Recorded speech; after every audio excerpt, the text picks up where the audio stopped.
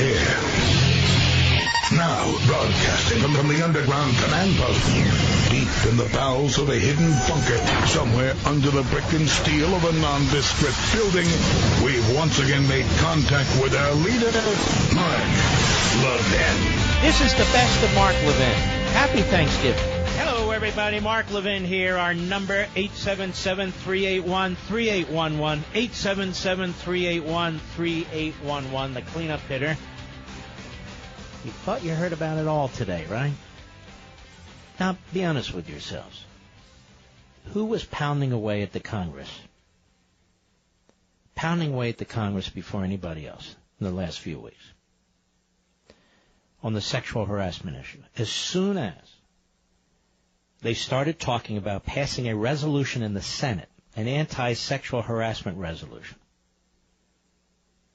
I said, okay, now we got to do some focusing on Congress. Same with the House of Representatives. And it went all over the media when I said that McConnell and Ryan should step down, because if sexual harassment is this pervasive in Congress, then the people who run Congress should leave. And even today, Mitch McConnell's barely heard from. Barely heard from. You ask him about Roy Moore, he can't control himself. You ask him about Franken, he's goes back into his shell. I also said yesterday that referring this matter of Franken to the Ethics Committee was their way of either killing it or just sending it into a black hole. Remember that? So we're going to discuss this at some length. And there's also Kristen Gillibrand, who turns out is a fraud. She's a fraud. Now, she's been leading the efforts on sexual harassment in the military and so forth and so on, but turns out she's a fraud. Now she says Bill Clinton should have resigned over Lewinsky, and yet she was close to the Clintons. And Bill Clinton came and campaigned for her. Bill Clinton endorsed her in her first run in the Democrat primary over others. He raised money for her. Well, the circumstances, the environment has changed. The environment didn't change. As I posted on my social sites. Bill Clinton was impeached. There was a trial. He was held in contempt. Obviously, a goodly part of the nation understood that what he had done was wrong. And not just the underlying offenses, but the obstruction of justice and the perjury. As Ms. Gillibrand's party and the media were trashing Ken Starr, who was trying to get to the bottom of it. Remember that? You can't talk about a special counsel like Mueller. What's that? That's like Stalin, says the idiot Scarborough. Meanwhile, Ken Starr was brutalized, attacked, and on and on and on. Getting a little bit ahead of myself. And I'm also going to ask you a series of questions later today. And then there's Steve Mnuchin, the Treasury Secretary.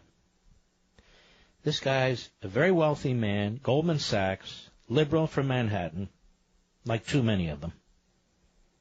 And he's doing his best Marx class warfare claptrap. If you live in a high-tax state and you earn over $1 million, yes, your taxes are going up. Yeah, they're going up. Greatest tax cut in the history of man. Baloney. And what these guys don't understand is your intelligence, which they're trying to dumb down. It can't be dumbed down. You understand class warfare and what a poison it is. You understand there's successful people who invest and create jobs. Right? And you also understand that the government is filled with waste and fraud and left-wing progressive programs, and the money's better spent in the private sector. That's how we get most of our new inventions. That's how we get most of our new products, most of our new services. It's where all the entrepreneurs are. So we have a lot to cover. Now, if you're a quasi-professional radio host, I like to say that I'm a professional radio listener and a quasi-professional radio host, because all radio hosts are quasi-professionals, really. You want to know the truth. It's like sitting around the table on Thanksgiving and talking. The only difference is, there's no food in your mouth. So But I want to get into some of these things. Now, I want to get into we'll get into this now, the Franken matter, the Congress, and so forth. And we're going to move into the tax reform issue, because it's not really tax reform. And then we're going to get into some questions I have for you. Why don't I ask you the questions now so you can ponder them? Does that make sense, Mr. Producer? I'm going to ask you these questions now. Think about them. And we'll go back to them in hour 3, okay? If you're still with me, and I hope you are. It's Friday. Why not? I confess that I often wonder... No, I haven't fondled anybody. I confess that I often wonder what America will become in 50 or 100 years. This is on the jacket, the back, of Rediscovering Americanism. What will the future hold for our children and our grandchildren? Will they be free, happy, prosperous, independent, and secure? What will be left of our constitutional system? Will the Bill of Rights have the force of law? What about property rights? Will they matter? How many will remember or care to learn about our founding principles as concisely, brilliantly set forth in the Declaration of Independence? How many remember or care today? And what of the civil society or the social compact? Will it have frayed beyond repair? Will we have been conquered from within, as Thomas Jefferson and Joseph Story and Abraham Lincoln feared might be our fate? Will we have avoided the doom of Athens and Rome? If we are honest with ourselves, we must agree that the outcome is unclear. The reason? A century or so of progressive government and schemes targeting the uniqueness of America, including its founding principles and republican system. Future generations will look back on what we've done, and they'll know the answers. They will draw their judgments about this generation and record them in their own history books. What lessons will they have learned? What will they say about us? Will they say that we were a wise and conscientious people who understood and appreciated the blessings of our existence and surroundings, and prudentially and conscientiously cared for them? Or will they say we were a self-indulgent and inattentive people, easily shepherded in one direction or another, who stole the future from our own children and generations yet born, and squandered an irreplaceable heritage? It's a lot to think about, isn't it? It's a lot to think about. And now we swing back, as they say. Al Franken. Not a single member of the United States Senate has asked that Al Franken be expelled. Not a single member of the United States Senate has introduced a resolution that Al Franken be expelled. It takes 2/3 of them. Why is that? Why is that? Why are they not seeking to expel Al Franken? Due process? Now, we know they don't believe in due process because they told us they don't believe in due process. Where's Cory Gardner? Cory Gardner was out there, the Republican from Colorado. He was out there almost on day one carrying Mitch McConnell's water, talking about expelling Roy Moore if he's elected. Okay, that's their standard, ladies and gentlemen. Expelling Roy Moore if he's elected. Got it. Well, the allegations are different. Excuse me. That doesn't matter. We're talking about a process, right? A process. If the process is no process, then why is there a process for Al Franken? And we have the goods on Al Franken. And Al Franken has essentially confessed. Not so with Roy Moore. Of course their situations are different. And I'm not a special pleader for either. But I am going to look at them and analyze them with you. Our buddy Ben Shapiro, who we have guest hosts here from time to time, he took a look at the statistics when it comes to the Ethics Committee. And he points out, of course, that the Democrats are responding quite differently in the case of Al Franken than they are in the case of Roy Moore. He points out that Senate Minority Leader Chuck Schumer has called for an ethics probe. Senate Majority Leader Mitch McConnell called for an ethics probe. Democratic Whip Dick Durbin Kirsten Gillibrand, Claire McCaskill, Amy Klobuchar, many others, have called for ethics investigations. Why? Because that's where you go to kill matters. He took a look. He took a look at a USA Today report. And they looked over a period of 9 years. Between 2007 and 2016, the Senate Ethics Committee imposed 0 sanctions against anyone. 0. Despite 613 allegations and 75 preliminary investigation, 0. The committee's activity reports, according to USA Today, indicate that in nearly every case, allegations are dismissed because there are not enough facts to prove wrongdoing. 13 of 55 cases last year alone. Or there's no Senate rule governing the alleged activity. 36 of 55 cases. In 7 cases last year, the Ethics Committee carried out preliminary inquiries. 5 of those were dismissed as inadvertent or minor technical violations. None of those cases was made public by the committee. None of them. So a Senate Ethics Committee investigation is where allegations go to die. That's why they're all calling for a Senate ethics investigation, including Al Franken himself. It's a far cry, Shapiro points out, and we've pointed out many times, from Republican calls for Roy Moore to step away from his campaign or threats to refuse him a Senate seat altogether. So this is the way the Democrats kick it down the road with the help of McConnell and the Republicans. People will forget, and then he'll run for re-election. Think that's fair? Al Franken should resign or he should be expelled. He's already admitted to the allegations, at least in substance. And he's already... The photo, I mean, what are you going to do? Are you going to investigate the photo? Is there any doubt about the photo? No, there's no doubt about the photo.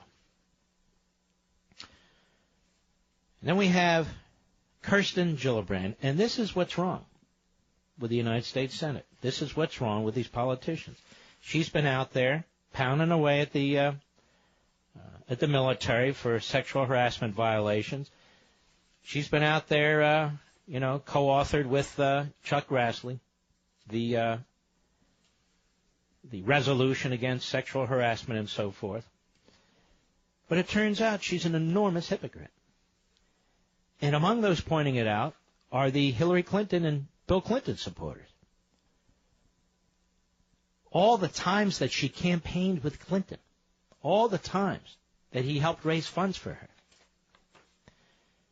her. There's a fellow over at Powerline, Paul Maringoff, who's done a pretty good job of analyzing this.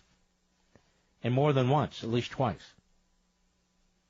Is there anything in the news more farcical, he says, than liberals and feminists saying it's time for a reckoning with Bill Clinton? Clinton was credibly accused of severe sexual misconduct by several women. One of them, Juanita Broderick, alleged that Clinton raped her.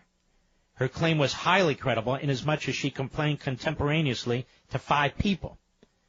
Clinton also admitted, after brazenly lying about it, to having sex with Monica Lewinsky. The White House intern was barely out of her teens at the time. If Roy Moore, against whom no allegation of sexual misconduct has been conclusively established, writes Maringoff, is unfit to occupy one of 100 Senate seats, then surely Bill Clinton was unfit to serve as our president.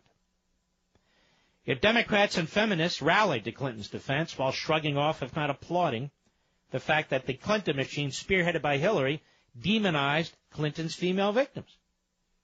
Did any Democrat or liberal media type say, I believe the women?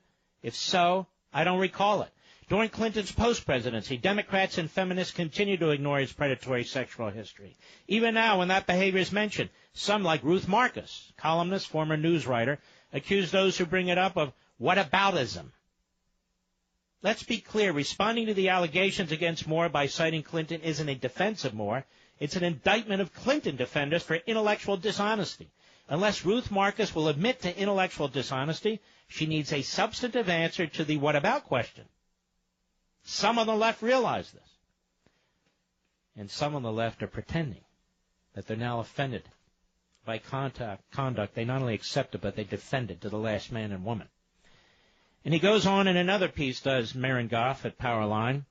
Senator Kirsten Gillibrand, who holds the seat formerly occupied by Hillary Clinton, said that Bill Clinton should have resigned the presidency after his inappropriate relationship with Monica Lewinsky came to light. That's mighty enlightened of her. What took her so long to reach or articulate this view? The answer is it took the fall of Clinton's plus a crucial Senate race in which the Republican is being accused of serious sexual misconduct. We know that Gillibrand would never have called out Bill Clinton if he still wielded influence. We know this because she didn't when he did. To the contrary, just last year, she wrote, quote, I was truly honored that President Bill Clinton campaigned for me in my first run for Congress in 2006. Attempting to explain her alleged change of heart, she said, quote, things have changed today, and I think under those circumstances there should be a very different reaction. BS. I'm throwing the BS flag. I'm not done. I'll be right back. Mark Levin.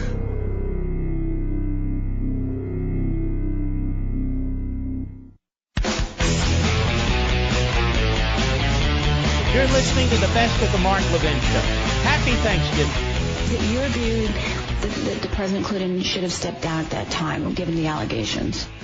Yes, I think that is the appropriate response. But I think things have changed today, and I think under those circumstances there should be a very different reaction. And I think in light of this conversation, we should have a very different conversation about President Trump and a very different conversation about allegations against him.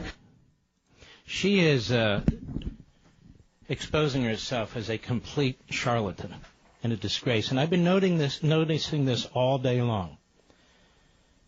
From liberals who appear on Fox, liberals who are hosts on CNN and MSNBC, they drag Trump into this in order to defend Franken.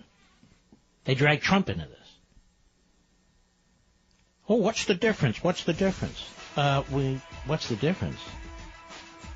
I think we have a photo, don't we, of Al Franken with his hands on a woman's breasts? A woman who's come forward, given her name, did a press conference. I love the way the left, they say, you know, we have to analyze again how we reacted to Bill Clinton. And what do they want to talk about? Trump. We're not buying it. I'll be right back. You're listening to the best of the Mark Levin Show. Happy Thanksgiving. Mark Levin, a champion of freedom. You know, you're one of the greatest champions of freedom in this country, if not in the English-speaking world, Mark. Call Mark at 877-381-3811. Good man, that Mike Pence. No question about that. I want to go on with Kirsten Gillibrand and show you what a complete and utter fraud she is. And as I say, Marengoff's done a great job over there at Powerline. And you should know, before she was a senator, she was a congressman from New York. She was a moderate Democrat. She was opposed to most gun control initiatives. She was a fairly fiscal conservative. And the minute she became a senator, she lurched hard left. And she wants to run for president in 2020. So this is who she is. She's a fraud. Attempting to explain her alleged change of heart about Clinton, Gillibrand said, Mr. Producer, hit it. Is it your view that the President Clinton should have stepped down at that time, given the allegations? Yes, I think that is the appropriate response. But I think things have changed today, and I think under those circumstances there should be a very different reaction. Well, let's stop a moment. What things have changed? Having oral sex in the Oval Office? Really? Have our morals changed, ladies and gentlemen? You're accused of rape? They really changed that much in 20 years? I don't think so.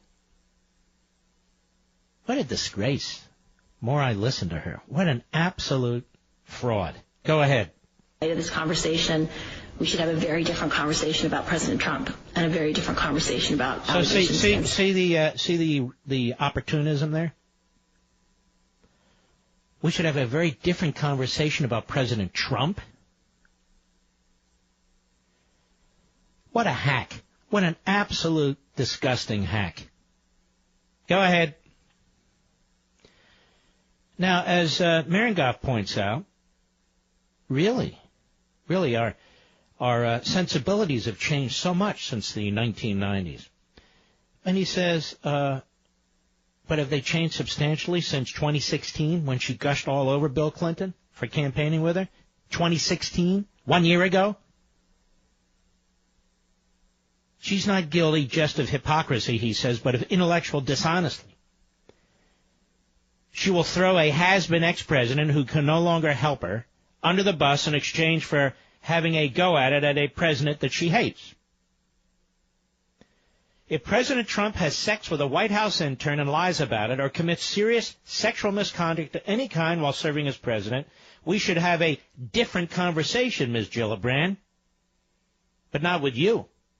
You're not to be taken seriously. Because when that actually occurred, and it was the president of your party, you not only kept your mouth shut, but in the later years, you had his support, he helped raise money for you, and you had photographs with him, and you were excited about them, you even put them on your social sites. And I'm not the only one, Marengoff's not the only one to see this. The former, senior advisor to Hillary Clinton, Philippe Reines. Philippe Reines says that when Hillary Clinton was Secretary of State, this is what he tweeted, Ken Starr spent $70 million on a consensual act of oral sex. This is what he writes. Senate voted to keep POTUS, William Jefferson Clinton, but not enough for you, Senator Gillibrand. Over 20 years, you took the Clintons' endorsements, money, and seat. Hypocrite. Interesting strategy for 2020 primaries. Best of luck. This guy Reines is a bad guy, but he's right about Gillibrand, says Marengoff, and he's correct. He's correct. So she's not to be taken seriously. She's a hack and a fraud and a hypocrite and intellectually dishonest, and even many Democrats see this. Even many Democrats see this. And again, as pointed out, it was only a year ago that Bill Clinton campaigned with her. It was only a year ago that he helped raise money for her. It was only a year ago that she was so happy, big smile on her face, standing with Clinton during a campaign event. What changed? Well, she wants to be president, so she has absolutely no principles. She's a chameleon. I'm honored to be traveling around with President Clinton, campaigning for Hillary Clinton, letting New Yorkers know why. This is last year. This year, it's yes, of course he should have resigned. Our sensibilities, our morals, our understanding, our belief systems they've progressed. Not yours, Ms. Gillibrand. Not yours. So I have some questions for Ms. Gillibrand, junior senator from New York. Did you not believe Juanita Broderick's allegation that Bill Clinton raped her? Did you not believe Kathleen Willey's allegation that Bill Clinton sexually assaulted her in the Oval Office? Much like that photo with Al Franken. Did you not believe Paula Jones when she said he dropped his pants and said a few things to her and she was a state employee? Did you not believe that, Ms. Gillibrand? Let me ask you this, Ms. Gillibrand. Do you think Bill Clinton needed or needs anti-sexual harassment training right now? Let me ask her this question, and let me ask Mitch McConnell this question. If Bill Clinton were to run for the Senate today, would they say they wouldn't seat him? Would they say as soon as he's elected they would expel him? Given all we know, he was held in contempt by a federal judge, after all. He did lose his Supreme Court license for a period of time, after all. He was fined, after all. And he didn't challenge the contempt ruling of the judge, Susan Weber Wright, in Arkansas, Little Rock, Arkansas, because he knew in order to defend, while he could provide his so-called evidence, evidence would be provided against him. He tried to fix the outcome of this litigation by lying under oath at a deposition. where the judge attended the deposition to personally oversee it. So I would ask Ms. Gillibrand, if Bill Clinton were running for the Senate today, would you argue that the minute he sets foot in the Senate should move to expel him? And where's Mitch McConnell these days, ladies and gentlemen? Isn't he awfully quiet? Talks an awful lot about Roy Moore, how they're strategizing, what they're doing, and just blows this thing off with Frank. Well, Senator Ethics Committee. The Ethics Committee over there, bipartisan. Hey, let me tell you something. We got 4 Republicans over there, over in the Ethics Committee. They're going to do their job. They'll do their job over there.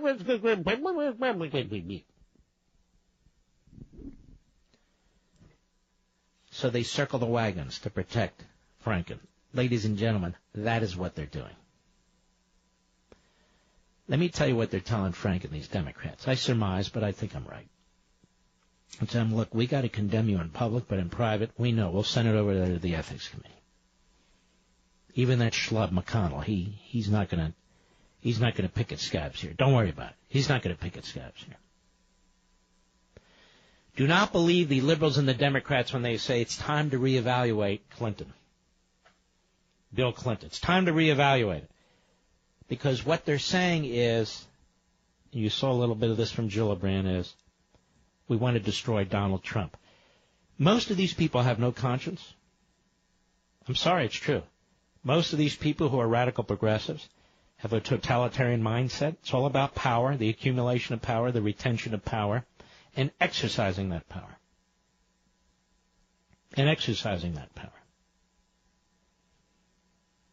The other day I was in Washington, and I was walking past the White House and the old executive office building. I was taking a look at those buildings. And I had worked in those buildings many, many years ago in the Reagan administration, as well as other buildings. But anyway. And I thought to myself, these progressive, leftist, radical politicians in the Democrat Party and in the media, they believe that those buildings belong to them. They are appalled that Trump is in the White House. They are appalled that Pence is in the White House. They are appalled that the old executive office building and all the offices there are controlled by the Trump-Pence president, vice presidency. They cannot believe it. They are infuriated by it. They've lost all their contacts for the most part. But they're really, really upset. They believe these buildings, the White House proper and the old executive office building, belong to them, that this was some kind of a hostile takeover. Every time they walk by these buildings, that's what they're thinking. That they're the possession of the left, they're the possession of the Democrat Party. Let me tell you why Kirsten Gillibrand's probably the worst of the worst. Or Kristen Gillibrand, I apologize. It was probably the worst of the worst. Because now she's using sexual harassment in a partisan political manner. And isn't it interesting, the Washington Post doesn't write about that, the New York Times doesn't write about that, Politico, it's not reported that way in network news, cable news, satellite news. In this one statement, I'll play it one more time, she makes it clear that she wants to use the sexual harassment, which is apparently pervasive according to CNN, on the Capitol, as a way to attack the President of the United States. Play it again, Mr. Producer. Cut 11. Go. Is it your view that President Clinton should have stepped down at that time, given the allegations? Yes, I think that is the appropriate response. But I think things have changed today, and I think under those circumstances there should be a very different reaction. And I think in light of this conversation, we should have a very different conversation about President Trump and a very different conversation about allegations against him. See? She's a hack. And she's a liar. Because, as was pointed out, she campaigned with she campaigned with Clinton a year ago. the change in circumstances, what, in less than a year's time? So you should dismiss her. And yet, she is now using this issue of sexual harassment as a political tool, and she knows that the media will fall right behind her. And the media have fallen right behind her. Constantly. Huckabee Sanders is being asked, what's the president's position on that, Roy Moore? What's the president's position? What's the president on the president of that? What's the president have to do with this? Nothing. And just because Mitch McConnell's trying to drag the president into it, trying to get him to do his dirty work, trying to push Roy Moore out or push Roy Moore in or whatever the hell they're doing, just because he's trying to drag the president won't be dragged in. And he shouldn't be. They're saying what I've been saying and what others are saying. The people of Alabama are perfectly capable of making these decisions themselves without the Washington, D.C., New York City media telling them what to think and do, without some of the pseudo-conservatives lecturing them left and right, without the RNC, without the National Republican Senatorial Committee, without McConnell and his surrogates and Cory Gardner and all the rest of them, John Cornyn, telling them what to do and think. They'll decide. I'll be right back. Mark Levin.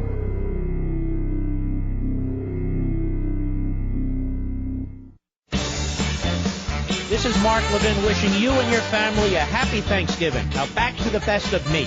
There was an article written August 29, 2014 by Slate. Slate is a left-wing kook website, but nonetheless.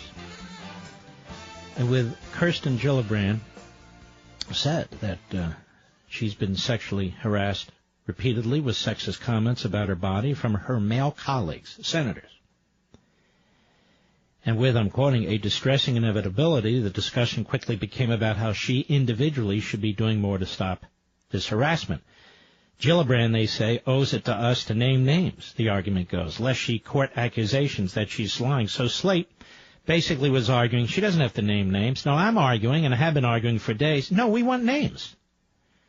Now, the only name that Kirsten Gillibrand could come up with was Donald Trump. It has nothing to do with any of this. So she's happy to name names, but she won't name the fellow senators, the male senators in the United States Senate, as I speak, who she says, she alleges, repeatedly sexually harassed her. She won't name the names. And yet she mentions Donald Trump. Now, what are you going to make of this? You know what to make of this. She's not exactly the greatest spokesperson for this issue. I'm sorry, because she has revealed herself as a fraud. I'm not saying she hasn't been sexually harassed, but to drag in Donald Trump, that's the talking point. To not call for Franken's expulsion. To not name names of United States senators, men, who are harassing her, to the point where she talks about it in Slate and in other places, is really unacceptable. It's simply unacceptable, because this is actually more than about the senators. It's about us. It's our government. These are senators. There's only 100 of them. Out of 320 million of us, there's 100 of them. They tell us they're going to pass laws to do this and pass laws to do that. Well, we want to know who they are. We barely know who they are. That's quite obvious. Wouldn't you want to know in your own private workplace? Whether you're an employer or employee? Well, of course you'd want to know. It's incredible, isn't it? All right. I got to tell you, now that I've been sleeping on my Casper mattress for such a while, I would pick it over every mattress I've ever owned. It really does help me get the best night's sleep, period. Now, once you try Casper, you're going to love yours as much as I love mine. Switching to Casper is a no-brainer. It's a higher quality mattress at a more affordable price. I'm sleeping cool and comfortably every night thanks to Casper's 2 high-tech foams, much better than on the old overpriced mattress I used to have, by the way. Casper ships right to your door for free in a small, how did they do that, size box? They'll even pick it up if you don't love it and refund you everything. From its breakthrough design and superior quality to its packaging to letting you try it for 100 nights. It's no wonder Casper was named one of Fast Company's 50 most innovative brands of 2017. Sleeping on a mattress, that's the best way to try it. Sleeping on it for over 3 months as opposed to a couple of minutes at a strip store retail? No. Put Casper to the test in your own home for 100 nights risk-free. Go to Casper.com, use code MARK, and get $50 towards the purchase of your mattress. And it's already priced well. That's Casper.com, code MARK. Get $50 towards the purchase of your mattress. Casper.com, code MARK, terms and conditions apply. As a matter of fact, I've got 3 different beds or so located throughout the house for Barney. And as you know, Barney has a bad back. My dog, Barney. One of them is a Casper. Yes, Casper makes mattresses for dogs, too. He loves that mattress. That's the one he picks. He loves that mattress. And so do I. So Ms. Gillibrand, we know who she is and what she is, given what she did with the Clintons, having embraced them year after year after year to advance her political career, campaigning with Hillary and Bill Clinton as recently as a year ago, now saying he should have resigned over the Lewinsky matter. Gee, that's nice. I thought I said that. And so many millions of us said that. Where was she? And then the only name she can bring up is Donald Trump. I'll be right back.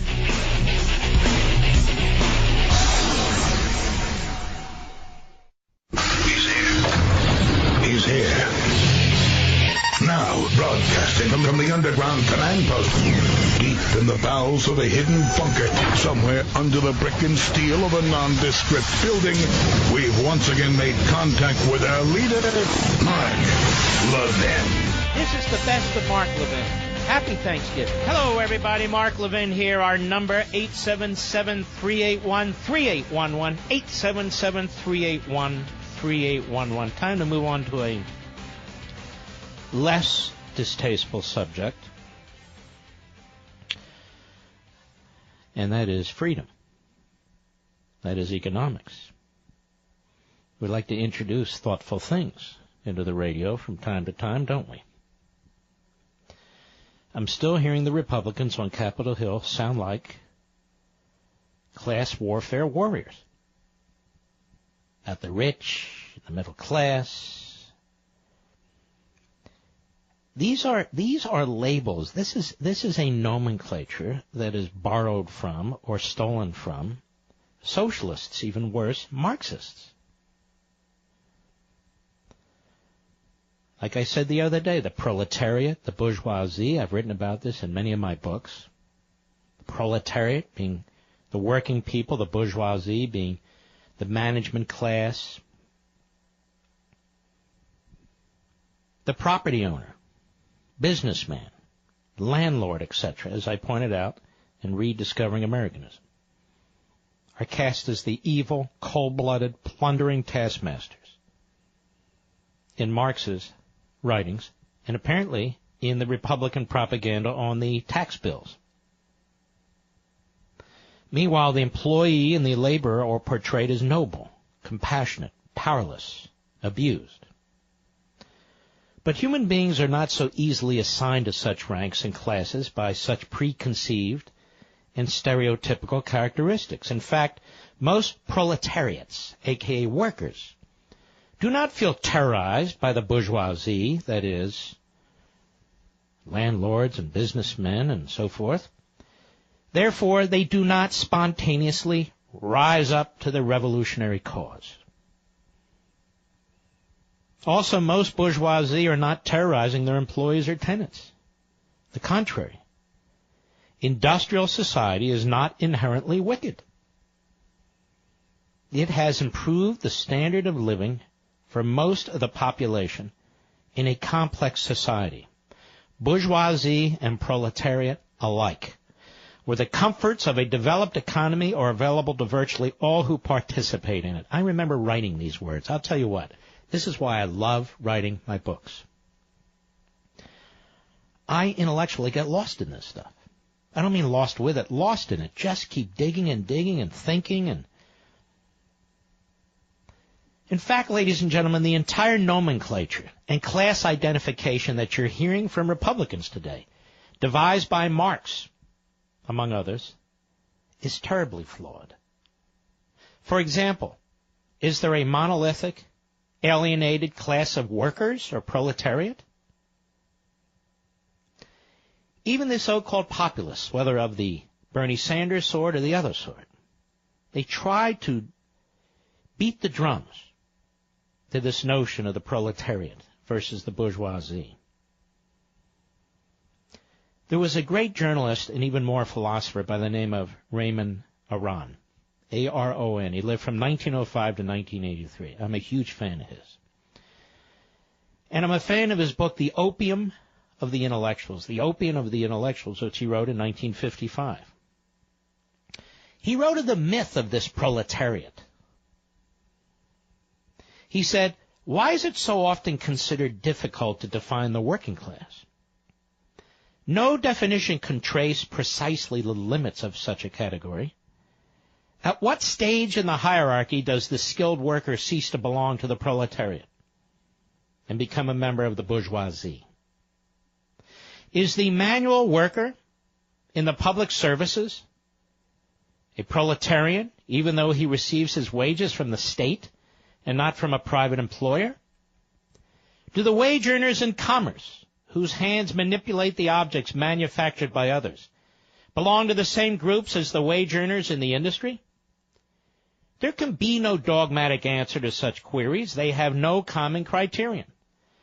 According to whether one considered the nature of the work, the method and the amount of the remuneration, the style of life, one will or will not include certain workers in the category of proletarians. The garage mechanic, a wage-earning manual worker, is in a different position and has a different outlook on society from the worker employed on an assembly line in a motor car factory. Now, Raymond Aron illuminated this further.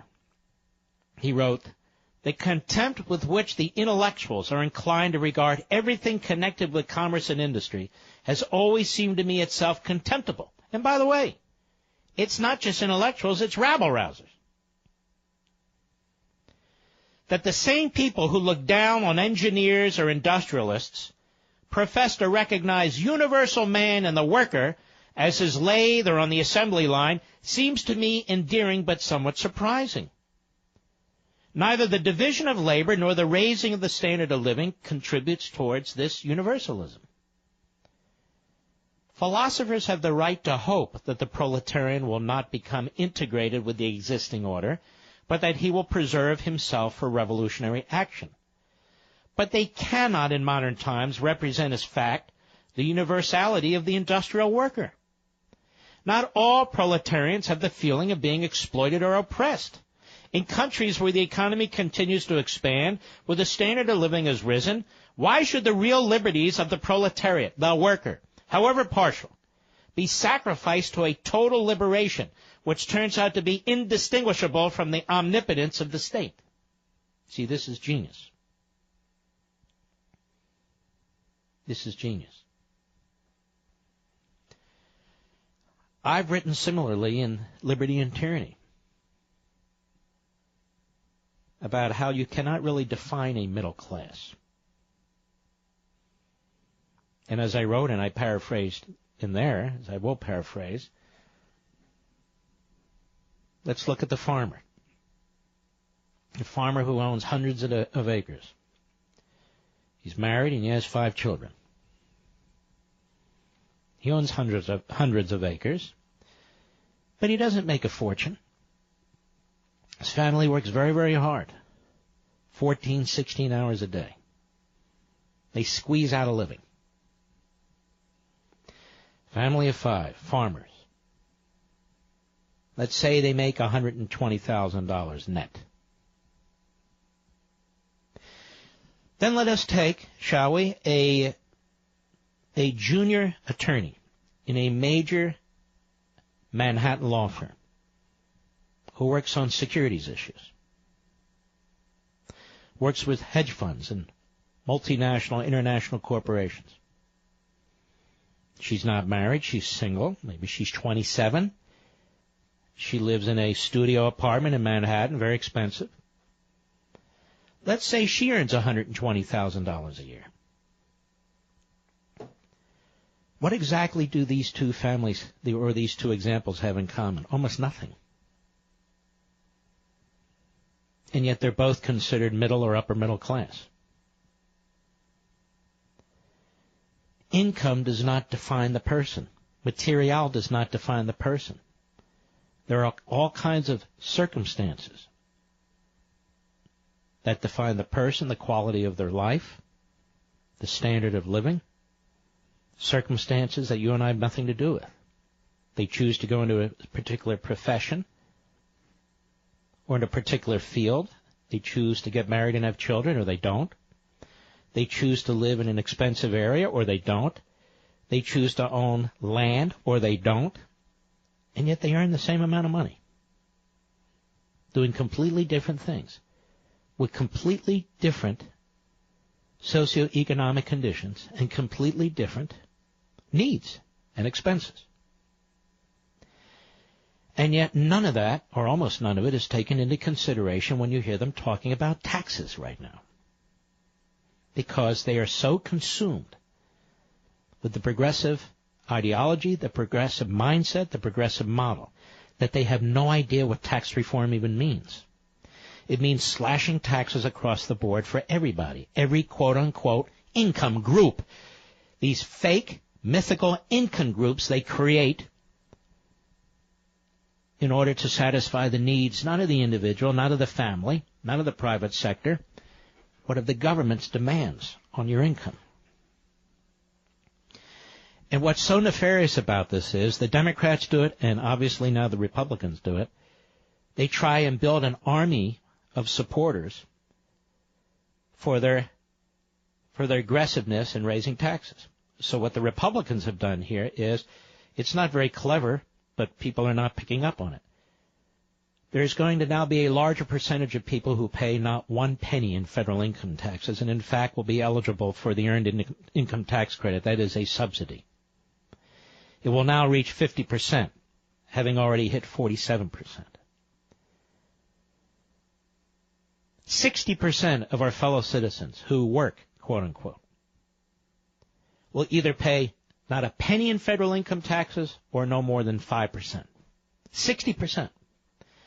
And the Republicans are doing this right now. And the Republicans are doing this so they can build populism has succeeded, a populist base to support their tax, quote-unquote, cutting, quote-unquote, reform agenda against all the rest of us who are carrying the load, who are paying the vast majority of the taxes in this country.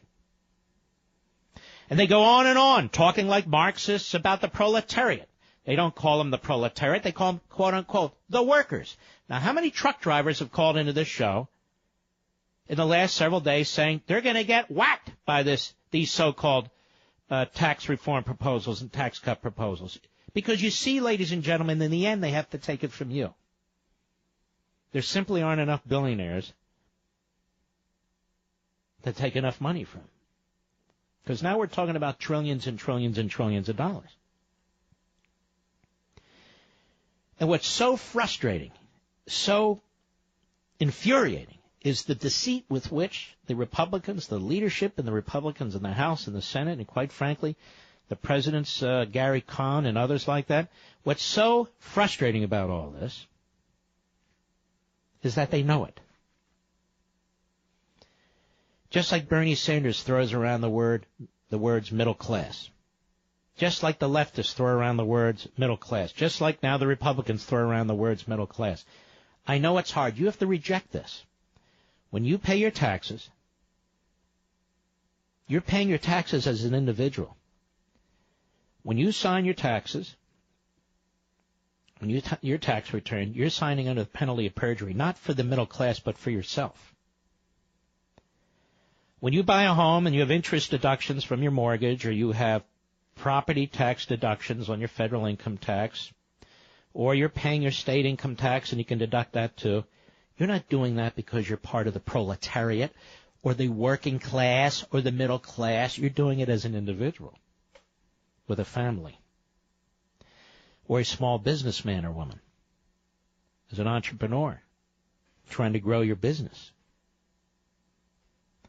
There's a complete disconnect between what Washington is doing and between what you want Washington to do and what they're trying to do is build a support base of millions and millions of people who will pay no federal income taxes, who will have no problem with what the Republicans want to do, and who seek to raise more and more money to fund more and more government. Why, you might ask? Why? Why would they do this? Because they do not want to cut government. The Republicans do not want to cut government, and they will embrace soon Ivanka Trump's family leave. And by the way, I'm not doing this to take a shot at Ivanka Trump, who's a very lovely lady. I've met her once. Very, very lovely lady. But she's the one pressing for it, and of course many Republicans want it now, many Democrats want it now. So the spending goes on and on. The yearly deficits get bigger and bigger. The overall debt gets bigger and bigger. And the Republicans talk like Marxists. I know this is what I'm saying is considered truly outrageous. What, you call them communists? I didn't call them communists. I said they're using the nomenclature. I'll put it this way, that people will be able to tolerate it more. They're using the nomenclature of the progressives. Now, I just talked about the so-called middle class, the proletariat. Let's talk about the bourgeoisie when I come back. Who are the bourgeoisie? Who are these tenants, these managers, these landowners, these business owners who we're supposed to hate? I'll be right back. Mark Levin.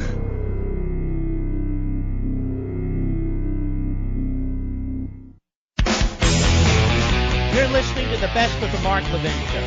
Happy Thanksgiving. Now, who are the rich? They're just as different as the non-rich. What does this word rich mean? Who falls into that category? Let's say you're an entrepreneur. You just started a business. And you had a successful year. And let's say you grossed $3.5 million, but when it's all said and done, you netted, let's just say, $1.2, $1.3 million. You would net a lot less, but let's play along. Under the Republican tax bill, you're rich. But let's say you want to use that money to reinvest in your business to expand it and hire more people. It wouldn't matter. You're going to pay more taxes. Let's say you're Bill Gates and you're worth $60, $70 billion. Well, you're rich too. You're part of the proletariat. Bill Gates and that entrepreneur have absolutely nothing in common. Bill Gates, one of the founders of Microsoft, and this entrepreneur just getting started, trying to expand his business, trying to hire a few more people, trying to put a few bucks in his pocket or her pocket as they expand the business. They have nothing in common. Zero. Let's go back to the farmer. Let's say you've been farming for some time and you're actually very successful. You make a decent amount of money. Let's say you gross, in terms of wheat and corn sales or what have you, $8, $9 million, but you net, maybe, just again, play along, $3 million.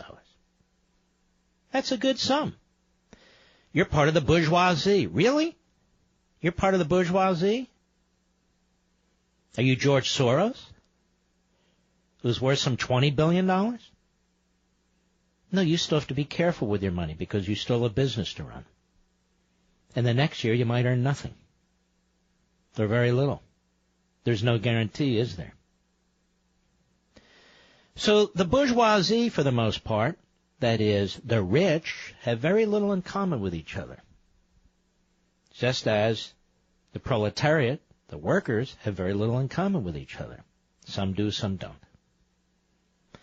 And yet, the government, for its own efficiencies, and the government, for its own desire to dehumanize us, to attack the nature of individualism and individual freedom, in essence to attack the right to property and capitalism, uses the nomenclature of the Marxist, of the progressive, sticks us in categories which are absolutely nonsensical. And here's a final point. The categories change. Today, a millionaire is a person who nets $1 million.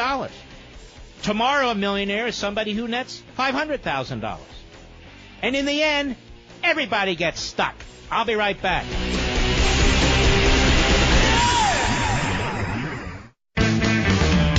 This is Mark Levin wishing you and your family a happy Thanksgiving. Now back to the best of me.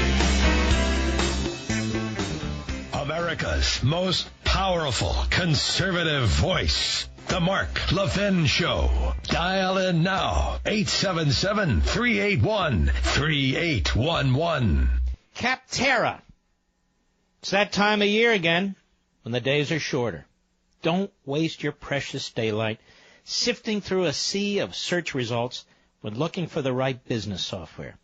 Get home on time tonight with Capterra.com. Capterra.com. Capterra.com. Whether you're a startup looking to keep better track of customers, a nonprofit hoping to have a record fundraising year, or a business that simply needs better payroll software, you need software, and Capterra has you covered. Search Capterra's 400 categories of software. Discover the right tool for your business, anything from email marketing to scheduling to accounting and beyond. Capterra makes it easy to find what you're looking for. Capterra has thousands of ratings and reviews from actual software users just like you, so you know what's the best. Best of all, listen to this. Using Capterra is absolutely free. Free. Now, 2018 will be here before you know it. So make sure you've got the software your business needs today to help you do what you do better. Join the millions who use Capterra. That's Capterra, C-A-P-T-E-R-R-A. Capterra.com/Levin. That's Capterra.com/Levin. What a great service. It's free, too. Get the right software. Business efficiencies, and not just businesses, associations, nonprofits, churches, as an example. That's Capterra.com/Levin, Levin. Absolutely free for you to use. That's always good, right? Now, let's keep digging. As they talk about their so-called tax cuts and tax reform, let's keep digging. Have you ever heard of a professor, a philosopher, Irish philosopher actually, by the name of Philip Pettit? Well, I hadn't either, till I wrote Rediscovering Americanism, and I dug deeply into some of his writings, and they're brilliant. Particularly his book, Republicanism, A Theory of Freedom and Government, 1997. He's updated it since. And I want to point this out to you, because the propaganda about proletariat and bourgeoisie, the working class versus the management class. It's not only the Saul Alinskyites, the progressives in this country that use it, but unfortunately it's some of the populists in this country who also use it. Which is why I say we need to have a really good debate on this subject, a really good understanding of what all this means. And I'm certainly engaged and ready to go at it. Now, he explains that some of the founding-era writers supported a populist approach to the government, favoring majoritarianism, meaning a democratic form of government, favoring that over republicanism, and that such a governing construct actually threatens the safeguards against arbitrary interference with individual liberty. It's a point I make all the time. He wrote, while it is true that the Republican thinkers, meaning those who believe in a Republican form of government, in general regarded democratic participation or representation as a safeguard of liberty, not as its defining core. Representation, not as its defining core. Representation as a safeguard of liberty, not as its defining core. The growing emphasis on democracy did leave some individuals away from traditional alignments and towards the full populist position of holding that liberty consists in nothing more than democratic self-rule. Do you believe that? If you believe that, then you reject the philosophers who the framers and the founders embraced. Then you reject republicanism and constitutionalism. We've talked about Rousseau here. I write about him extensively in Rediscovering Americanism. And Pettit points out Rousseau is probably responsible for having given currency to such a populist view. The populist twist was a new development and attained its full form only when the ideal of democratic self-rule came to be held up as the main alternative, or at least the main alternative among notions of liberty, to the negative ideal of non-interference. That is, to the ideal of republicanism, where there are absolute limits on government in order to protect the individual. To think of the Republican tradition as populist, as of course many have done, he writes, would be to sustain the very dichotomy that has rendered the Republican ideal invisible. In other words, he's saying it's an impossibility. The tradition of populism, which is a limited tradition, in the tradition of republicanism, in the end, they cannot coexist. I point out the new populism certainly was not the dominant view during the American founding. The entire debate surrounding the drafting, adoption, and ratification of the Constitution, and the debates between the Federalists and Anti-Federalists make this abundantly clear. The progressives did and do use populist language and appeals to nationalism. Theodore Roosevelt, Woodrow Wilson, Crowley, Weil, Dewey, and on and on and on. Appeals to nationalism, to make alluring the promotion of an ever larger and more centralized governmental presence and administrative structure. Their approach could be characterized as democratizing tyranny. Progressives condemn America's founding principles, including the Declaration of Independence and its emphasis on individual unalienable rights, as well as the Constitution, especially the separation of powers doctrine and federalism, precisely because of their Republican features and obstacles to concentrated governmental power. Now, why am I talking about this now? It's in the context of the tax debate.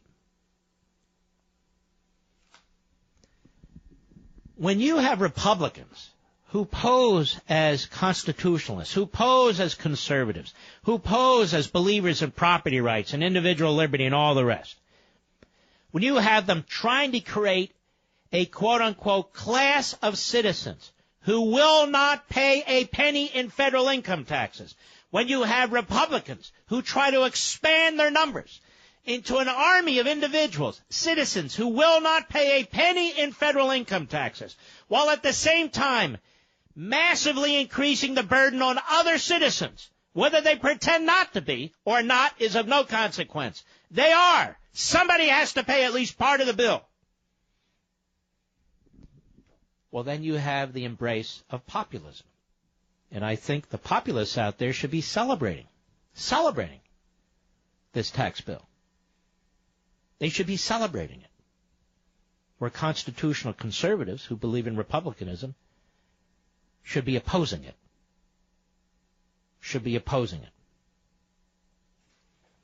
Yet, things don't necessarily work out that way, do they?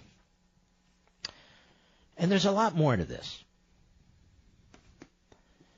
When we talk about, and when they talk about on TV, these Republicans showing up one after another, Paul Ryan held a town hall meeting, or with Fox. It was actually very interesting. There are many other layers to this. I can't cover them all, even in a 3-hour broadcast. I can't cover them all, even in a week's worth of broadcasting. I cover them in the book, but I cover them elsewhere, too. And that is the immorality of this model. It is an attack on the individual, and it is an attack on private property rights. When you have people who work very, very, very hard, or very, very, very smart, or whatever they're doing, many of you who provide a service or a product or support a service or a product that is valuable, that is worthy of somebody exchanging currency for it, somebody giving up some of their material wealth, enriching you. I didn't say making you rich, enriching you because they want your service or product. And you get up in the morning, those of you who work, day shift or day hours, you get up early in the morning. Many of you leave your family. Many of you get stuck in traffic. You go to the office, you go to the assembly line, you drive a truck, whatever you do. You work. Now let me ask you a question. Why do you work? Well, many of us enjoy it. Okay. But there's a lot of things we enjoy that doesn't involve work. So why do you work besides enjoyment? Many of you hate your jobs, and yet you still work. You work because you want to provide yourself and your family, if you have a family, with wealth. Again, not that you're wealthy, but with wealth. With an income. So you can eat. So you have a roof over your head. So you can clothe yourself and your family. But even more than that. So you're free. You work to be free. You work to be mobile. You work so you can make individual decisions as an individual American citizen. You use your labor, your intellectual labor and your physical labor. Your life on earth is finite. Your ability to work, your career, whatever it is limited. So you use your precious life on earth, a significant amount of it, to work in order to create a benefit for yourself and your family. So when the government steps in and the government says, you know what? You earned that much money, we're going to take this percentage of it. The government doesn't know you. The government doesn't know your family. The government doesn't know how hard you work. The government doesn't know your circumstances. The government doesn't know anything about you or your family. It is immoral. Listen, apart from all the rest, it is immoral for politicians to tell you whether you have enough money. It is immoral for politicians to tell you whether your work, your labor, intellectual and physical, that you apply each and every day, is only allowed to be so much in terms of the value that you've created. Because the government's going to take it and give it to somebody else. And give it to somebody else. If you start from that premise, then you realize that all this talk about redistributing wealth, all this talk about, well, we're going to have a new category, 45.6% on dollars over $1 million. Or, you have a deduction for your property. You have a deduction for your state income taxes, and we're subsidizing states. You're not subsidizing states. That money belongs to the individual who purchased the home. That income belongs to the individual who happens to live in that state. It's not about blue states, red states. Those of you who live in red states, you have property taxes too. Most of you have state income taxes too. It's not about states. It's about individual worth, individual rights. It's about your labor, physical and other labor, intellectual. That's what it's about. It is immoral. I believe the progressive income tax is immoral, but it's especially immoral when a continuing reduced number of American citizens are carrying the weight because it is said that they've earned too much or they earn enough or they can afford it and so forth and so on. It's immoral. No, I'm not saying there shouldn't be a basic level of protection for people to the extent that that can be afforded. But when the central business of government is to redistribute wealth, when the central business of government is to create a nomenclature, economic classes, and telling us who deserves what, who can keep what. When the central business of government is to fund those government activities that are not even constitutionally authorized, it is immoral. I'll be right back. Mark Levin.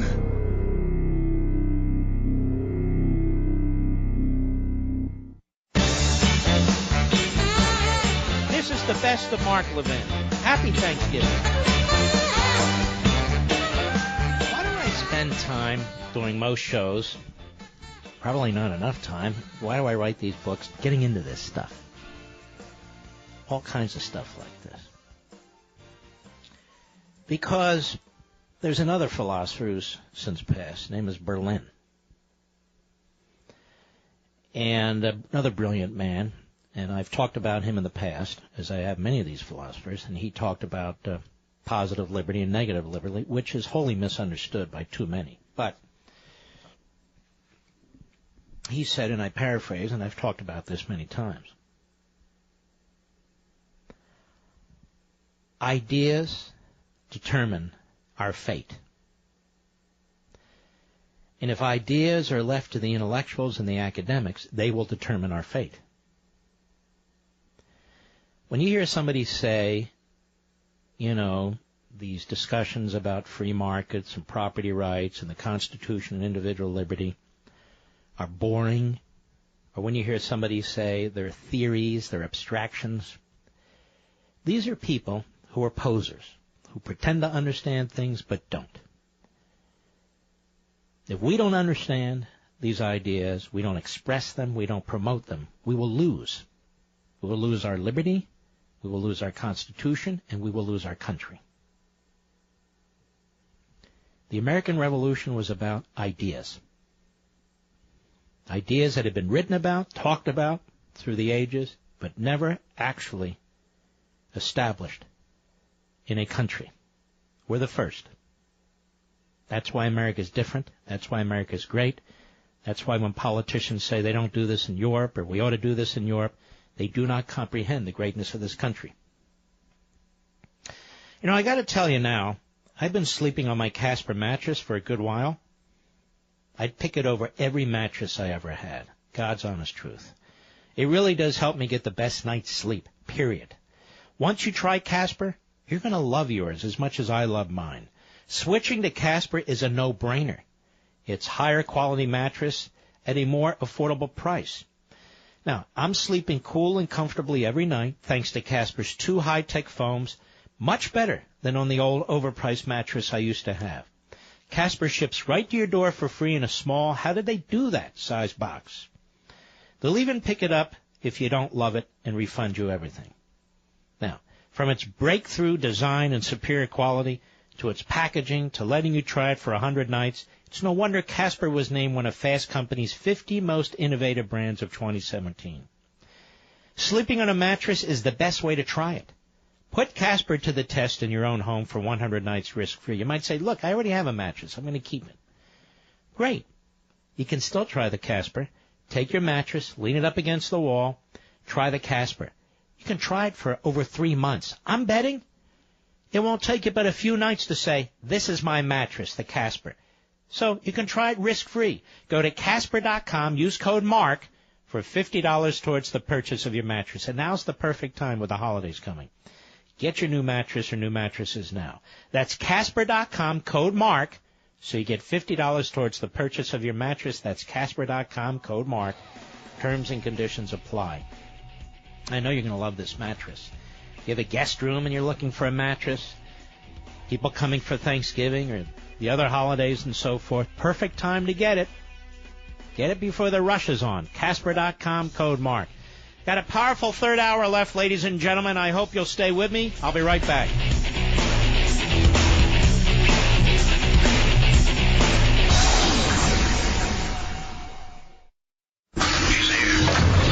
He's here.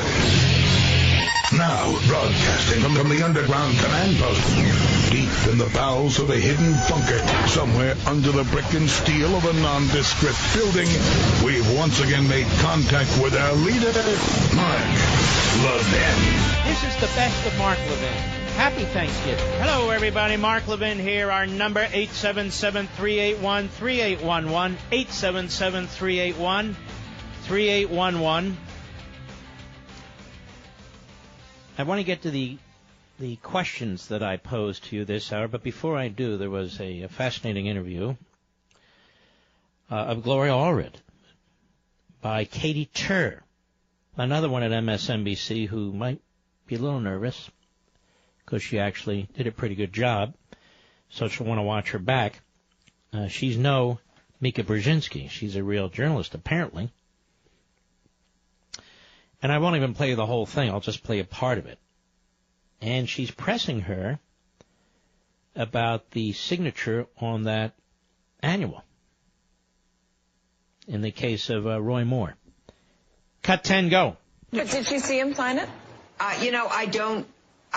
haven't asked her if she saw him, but we did describe what happened that evening in question, that what she alleges was that she put it on the counter, that I think that he asked to sign, or that he did sign it. That's all. I ask this because it seems like you're not 100% sure that it is his signature. And if you're not 100% sure that it is his signature, why would you show it at a press conference?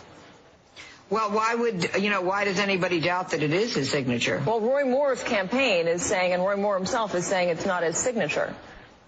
Well, he has a motive to say that, and let him prove that it's not.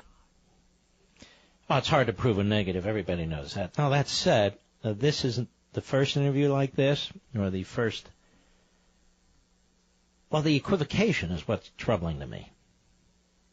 We talked about that. Just give it to signature experts. Find one who is renowned and ask them. You got the Roy Moore folks who are saying it's not. You've got Gloria Allred's client, and Gloria Allred, who used the yearbook, the annual, as evidence of some sort. So, okay, fine. Now there's some question being raised about the authenticity of the writing, of the signature, and she doesn't seem to be 100% sure. This Katie Tur of MSNBC, I know it's amazing. She happens to be right about that. Maybe it is his signature. Maybe it is. But why not put it through the process? Well, I don't need any process here. We don't, when it comes to Al Franken, we don't want to prejudice. We have an ethics committee. You want to check out. You want to talk to the woman. We got a whole thing going on over here. But when it comes to Roy Moore, can't go through all that. Don't have enough time for that. How do you know? Well, Mitch McConnell said. That's how I know. All right, I want to get off this stuff. I started the show reading you something. I'm going to read it again, and I'm very, very curious to know what you think. So, Mr. Call Screener, go through the calls. The board's full, and just see if people are interested in discussing this. If not, we're going to have to ask them to call us next week. Okay? Here's what I wrote in the epilogue. Obviously, just a couple paragraphs of it. In the epilogue of my book, Rediscovering Americanism and the Tyranny of Progressivism. And it's on the back of the book, the cover of the book. I want to read it one more time, and I'm very curious to have your input. I confess that I often wonder what America will become in 50 or 100 years. What will the future hold for our children and grandchildren? I bet you have these thoughts too. Will they be free, happy, prosperous, independent, and secure? What will be left of our constitutional system? Will the Bill of Rights have the force of law? What about property rights? Will they matter? How many will remember or care to learn about our founding principles, as concisely and brilliantly set forth in the Declaration of Independence? How many remember or care today? What of the civil society or the social compact? Will it have frayed beyond repair? Will we have been conquered from within, as Thomas Jefferson, Joseph Story, and Abraham Lincoln feared might be our fate? Will we have avoided the doom of Athens and Rome? If we're honest with ourselves, we must agree that the outcome is unclear. The reason, a century or so of progressive governance and schemes targeting the uniqueness of America, including its founding principles and Republican system. Now, in this context, I want to play you an audio of Steve Mnuchin, who serves as our Treasury Secretary. He's on Fox News today talking about the tax cuts. Cut one, Mr. Producer, go. Well, I'm sympathetic to the issue in high-tax states. As I've said before, I've lived in New York and California. For rich people in those states, their taxes are going to go up. Having said that, they're going to get the benefit of the business tax reduction. They're going to get the benefit of pass-throughs, which for small and medium-sized businesses, you'll have the lowest rates since we've had in the 1930s. Whoa, I thought it was the 1920s. I could have sworn somebody said that. Go ahead. Run lots of numbers for people who make 100, 200, 300,000 in New York, and the vast majority of those people all get tax cuts. So if you're a rich person living in New York and California, well, too bad, your taxes are going up.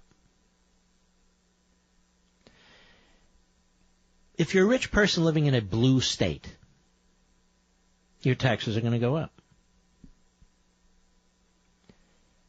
Now, you know damn well if Barack Obama had been doing this, you'd be jumping up and down. You'd be jumping up and down. Having a higher rate, in a higher effective rate.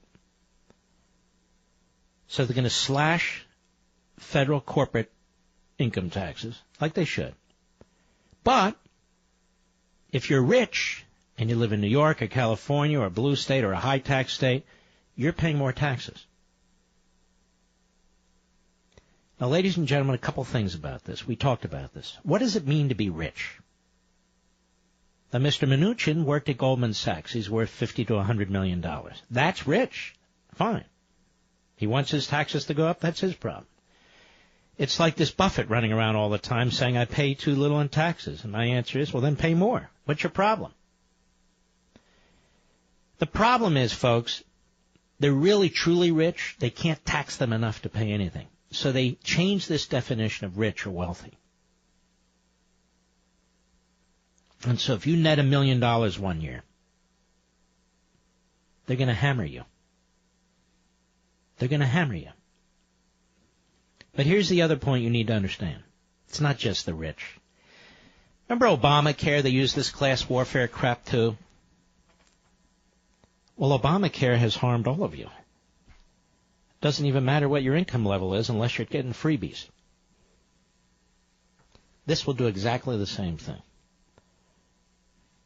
I was at a Bob Big Boy's this morning, and I often go to a Bob Big Boy's for breakfast. And I was there. I was talking to the waitress. Can I call people waitresses now? I don't know. I have to ask Kirsten Gillibrand. Very, very nice lady. I know these people.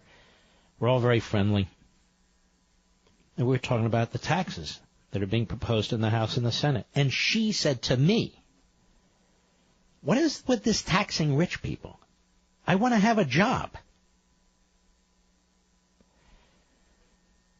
An awful lot of Americans understand this. So this class warfare, the lowest common denominator, using the propaganda of the left, really is very frustrating to me. Very, very frustrating to me. And even the supply-siders on TV and radio, they really sound stupid. You know, I like the cuts for the corporations. The individuals, but the corporate cuts will have all kinds of job growth and everything, while you're whacking on the individual income side. And let me tell you something, folks. It's not just rich people. It's many of you. We've had callers call this program. One lady called and said, my husband was in the military several decades. He retired. He has 2 other jobs. I have a full-time job. We make over $250,000 a year. We're in a high-tax state. Remember that caller, Mr. Producer? I forget which state. Was it Illinois? Something like that. And she was pointing out that the cap on her taxes, property taxes and so forth, well, she's going to go above that. And they worked out the numbers, and she's going to be paying more in taxes. I don't get this blue state, red state stuff when it comes to filing your individual income taxes. Do you put on your individual income tax form for the IRS, I live in a blue state, so screw me? No. Do you put on your form, I live in a red state, so I don't pay property taxes? I know people who live in red states, and they pay a hell of a lot in property taxes. They also pay a hell of a lot in state income taxes. Maybe not as much as New York or California. That's not the standard. That's not the measure. And do we want another whack at the housing market? I've talked about this before. Okay, let's say a zillionaire builds a 400,000 square foot home. I'm doing it for exaggeration purposes to make an example. Just think of all the painters and plumbers and electricians and roofers and carpenters and on and on and on that are hired. It's enormous. What do I care what the guy lives in? Means nothing to me. The real choice is, does the money stay in the private sector? Does it stay in your hands, the people who earned it, your labor, intellectual and physical? Or does Mr. Mnuchin decide where it goes? Or do these apparently sexual perverts in Congress decide where it goes? This is your money. To have a Secretary of the Treasury, rich people in high tax states are going to pay more. To talk like that, you would expect that from the Secretary of the Treasury in an Elizabeth Warren administration, or a Bernie Sanders administration, or a Barack Obama administration, not in a Donald Trump administration, not when we control all the elected branches of government. Here he goes again. Cut 2, go. But you will admit now, for the sake of this discussion, that some Americans under this Republican plan will be paying more in taxes. Correct? There will be people who make more than $1 million in high-tax states. Yay! Get them! Get them! Get them! And by the way, it's more than that. There's a lot of you who don't make $1 million. You're going to get whacked, too. And you're going to find out if they pass this. You're going to find out, and you're going to be very, very upset and disappointed. But don't worry, ladies and gentlemen, there's going to be more and more freeloaders who don't pay 1 penny in federal income taxes. Yay! Yay! And do they live in blue states or red states? Most of them live in blue states. Oh, wait a minute. Boo! Boo! They're in blue states? Oh! No, they need to be in red states. And there's many people in the so-called middle class that we can't even define. We don't even know what that means. We don't even know who that is, but everybody identifies, oh, I'm in the middle class. I'm in the middle class. Well, there's many of you, you're going to get whacked too. Like Obamacare. No, millionaires. We're going to get the millionaires. Yay! In the blue states. Yes, get them, get them, get them, get them. Really? Go ahead. Will be paying more. And as the president has said, this is not a tax plan to cut taxes for rich people. This is a tax plan to make businesses competitive. God, what a monotonous. It's not a tax plan to rich people. It's not a tax plan to make businesses. Go ahead. Give middle-income taxpayers. When I hear that M word, I think it's code, and I'm used to hearing it from the left for many years. I think good for you, Hammer. Go ahead. I think you would admit that.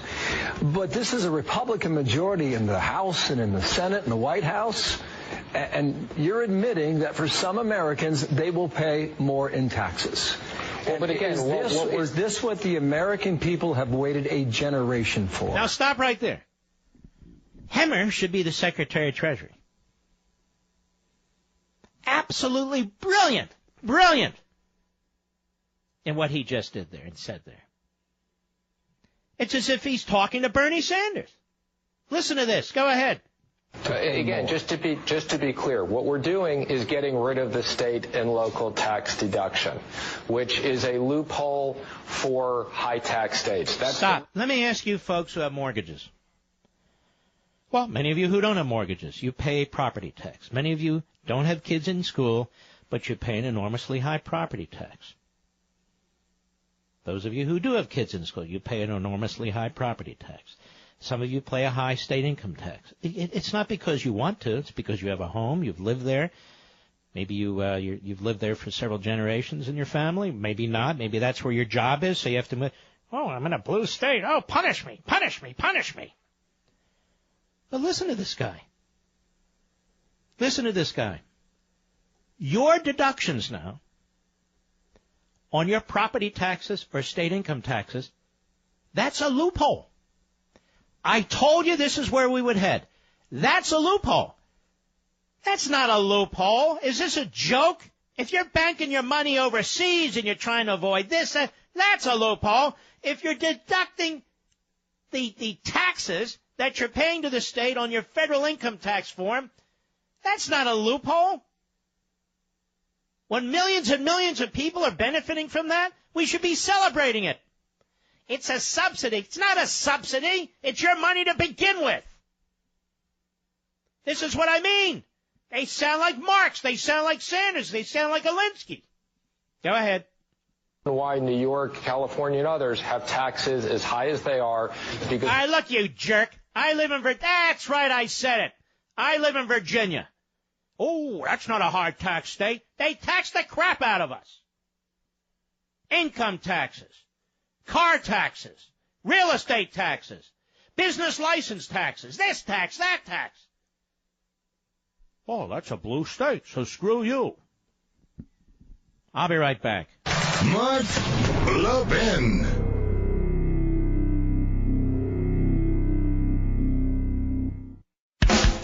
You're listening to the best of the Mark Levin Show. Happy Thanksgiving. Yesterday I spent part of the time talking about the president lifting this ban on elephant trophies in this country, and I thought it was a huge mistake. And we spent some time talking about it. We had a number of hunters calling. I think every one, or at least most of them, agreed with me. And I want to update you on this and tell you why your input, this program, is very important, as it's heard in Washington and other places. It's from Fox News. President Trump places elephant trophy ban reversal on hold. It looks like President Trump is having a change of heart when it comes to his recent decision to lift the ban on importing elephant trophies from Africa. In a tweet tonight, Trump said he decided to put the big game trophy decision on hold. The comment comes less than 48 hours after it was first announced that the Trump administration will reverse a 2014 ban made under President Obama on permits for elephant trophies from Zambia and Zimbabwe.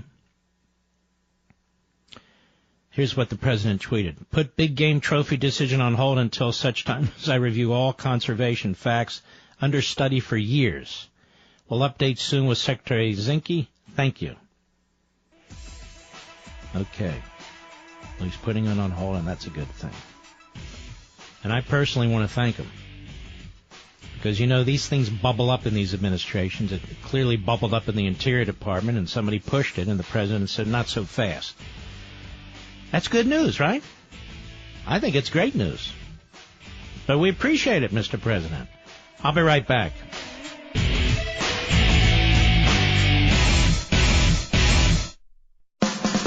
This is Mark Levin wishing you and your family a happy Thanksgiving. Now back to the best of me. You're listening to Denali, the great one. The great one. And you can call in now, 877-381-3811. I want to tell you about Capterra. Stick with me on this. It's very cool, very important. It's that time of year again when the days are shorter. Don't waste your precious daylight sifting through a sea of search results when looking for the right business software. Get home on time tonight with Capterra.com. By the way, that's CAPTERRA.com. Capterra. Now, whether you're a startup looking to keep better track of customers, a nonprofit hoping to have a record fundraising year, or business that simply needs better payroll software, you need software, and Capterra's got you covered. Search Capterra's 400 categories of software. Discover the right tool for your business, anything from email marketing to scheduling to accounting and beyond. Capterra makes it easy to find what you're looking for. Capterra has thousands of ratings and reviews from actual software users just like you. Best of all, you ready for this? Using Capterra is absolutely free. Hello, absolutely free. 2018 will be here before you know it, so make sure you've got the software your business needs today to help you do what you do best. Join the millions who use Capterra. That's Capterra, Capterra.com/Levin. Capterra.com/Levin. Really, you ought to check that out. It's got all these software options for you to possibly use. It's got ratings on them, so you'll know what the best are. What the hell happened to my computer? Why does it do this all the time, Mr. Producer? Excuse me, I have cholera. All right, give me a caller, please. Steve in Texas, the great WBAP. Go. Hey, Mark. How you doing? I would like to, you were asking about what we thought about our future, as far as where this country's going. And with the way they're changing stuff, I'm afraid that, my nephews and nieces, they're not going to live in the same country that I've lived in. And I would like to follow up or make a prediction about the sexual harassment training that are. Well, let's focus on one thing right now, and that is this. I don't necessarily disagree with you. I don't think we have a lot of time left to turn this thing around. And I know, a doomsayer. No, that's not a matter of being a doomsayer. The country is evolving into, and I talk about a post-constitutional society. And I really do think that even when you listen to the Republicans, you heard Mnuchin, right? You heard me play what I said? Yeah. Or what he said, rather? He has no respect for private property rights, except his own. None. Well, I got a millionaire. Well, they obviously produced something that people wanted. So you're going to zap them? You're going to hit them at a higher rate? Take the money and give it to the government? What's the government going to do with that money? It's going to crap it away, isn't it? That's exactly what they're going to do. And more money drained out of the private sector, and yet we have people cheering for this. We have Republicans voting for this. We have the head of the Treasury Department under a Republican talking like he's the head of the Treasury Department under Bernie Sanders. Literally, repeatedly, explicitly using class warfare. Yeah, and I know we moved from Virginia. I retired. We moved from Virginia to Texas.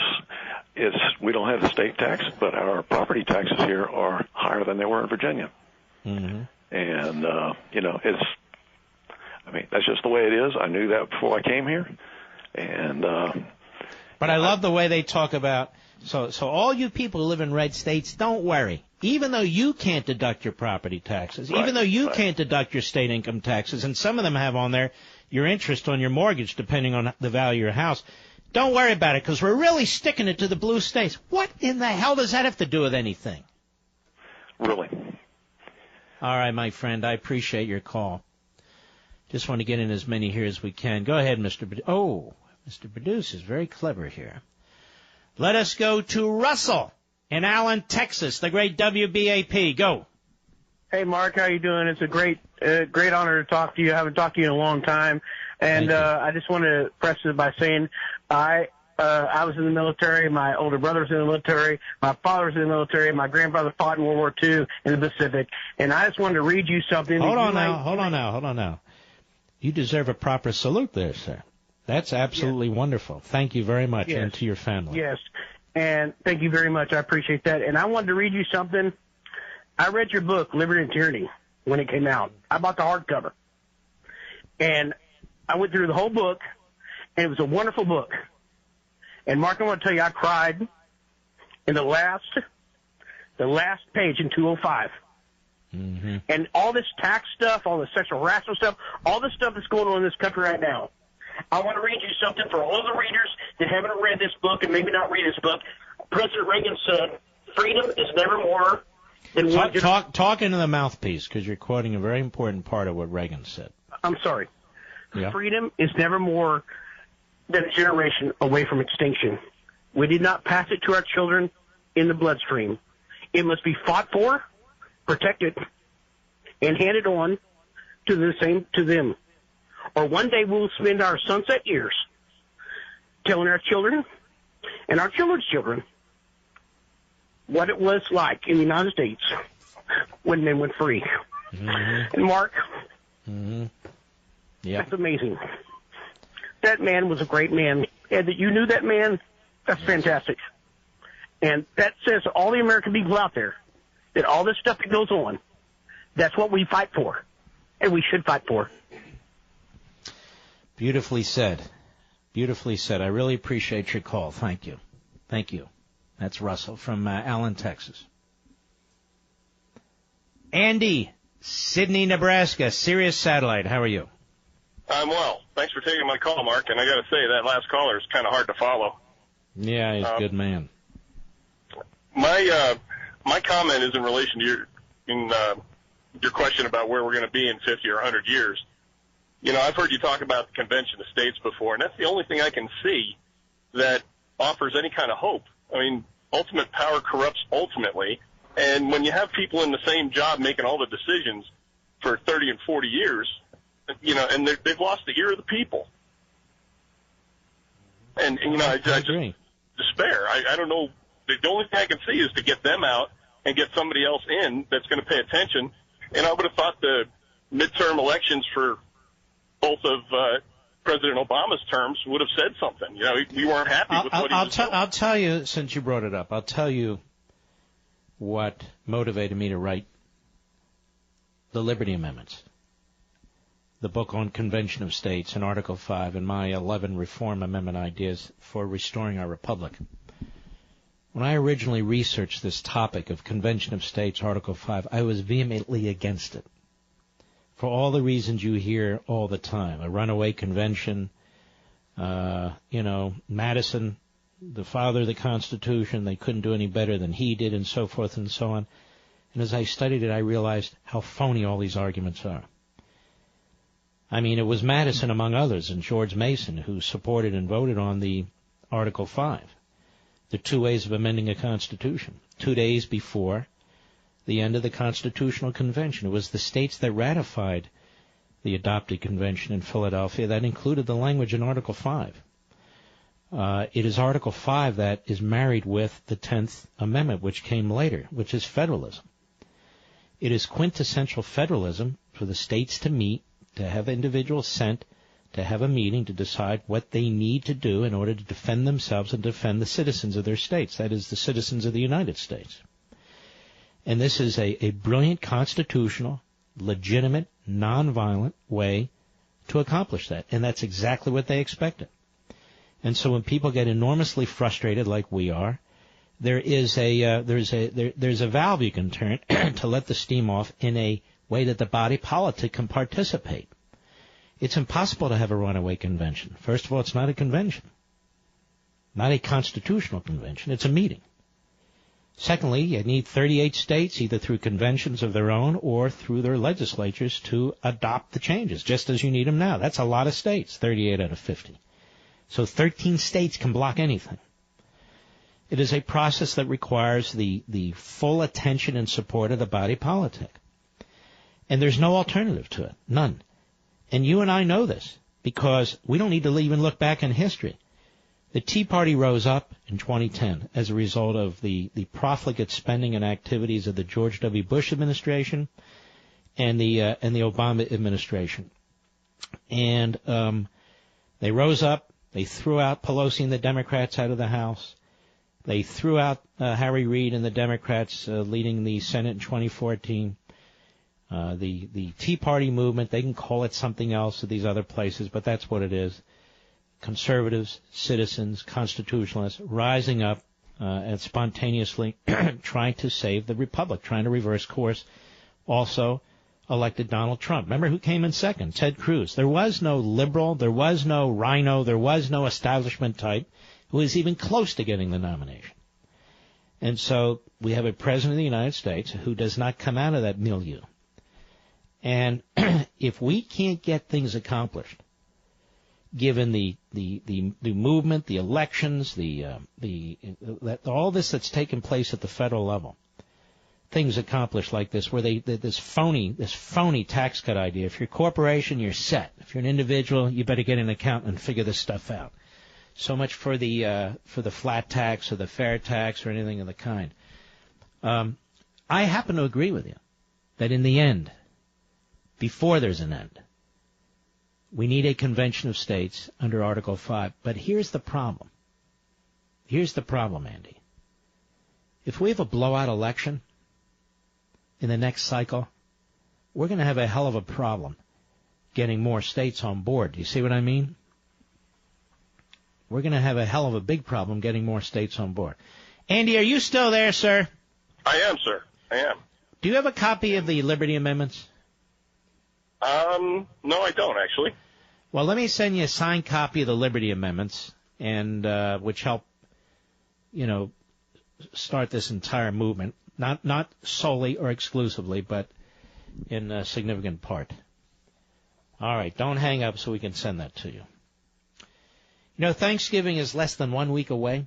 Are you worried everyone will notice your under-eye bags and droopy eyelids that just keep getting worse? Introducing the brand-new Genicel Eye Lift for tighter, brighter, younger-looking eyes. Here's Mary from Fort Collins, Colorado. I don't believe everything I hear, she wrote. So I tried this eye lift on my right eye. The next day at work, everybody said my right eye looked better. I couldn't believe it. So, ladies and gentlemen, Chamonix's best sale of the year just got better. Until Thanksgiving, order Genicel treatment for bags and puffiness and get the brand-new Genicel Eyelid Lift absolutely free. And for results in 12 hours, the Genicel Immediate Effects is also free. But you need to act before Thanksgiving. So I would do it now while it's fresh in mind. 800-SKIN-604, 800-SKIN-604, or go to Genicel.com. Plus, call in the next 20 minutes. You'll also get the Esotique RF Collagen Builder and the Deep Firming Serum absolutely free with your order. I wouldn't wait. 800-SKIN-604. I can tell you now, my buddy Teddy, and he does exist. He's a good guy. He's on the phone right this second. That's 4 bestsellers free with your order while supplies last, so you need to hurry. 800-SKIN-604, 800-SKIN-604, 800-SKIN-604. Mark Levin.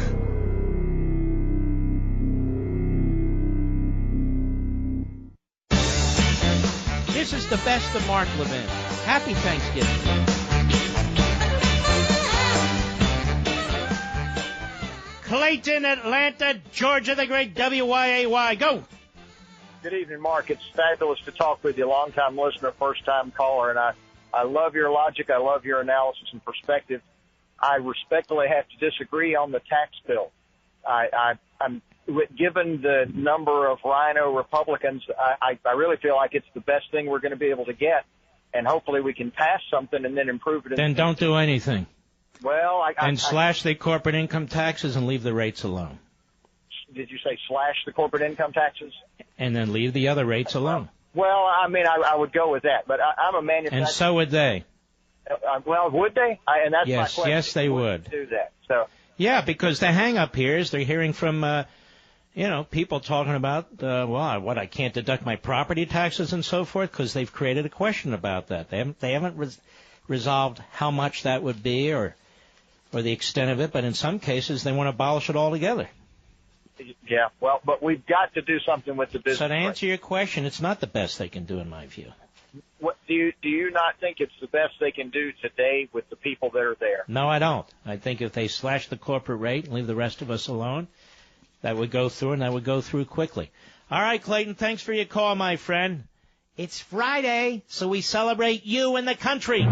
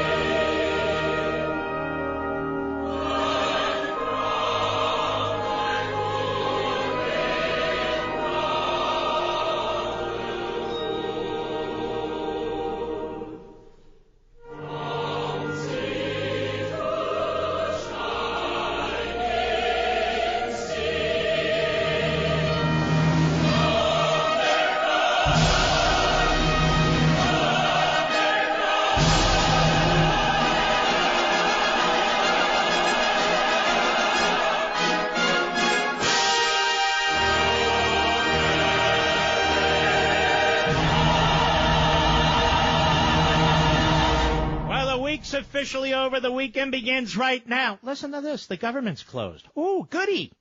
We salute our armed forces, police officers, firefighters, and emergency personnel. Good night, Spritey. Good night, Griffey. Good night, Pepsi. Good night, Smokey. Good night, Zelda. Get Al-Qaeda. Get the Taliban. Get Hezbollah. Get Hamas. Get ISIS. Get all those cockroaches. Have a great weekend, and I'll see you on Monday. God bless each and every one of you.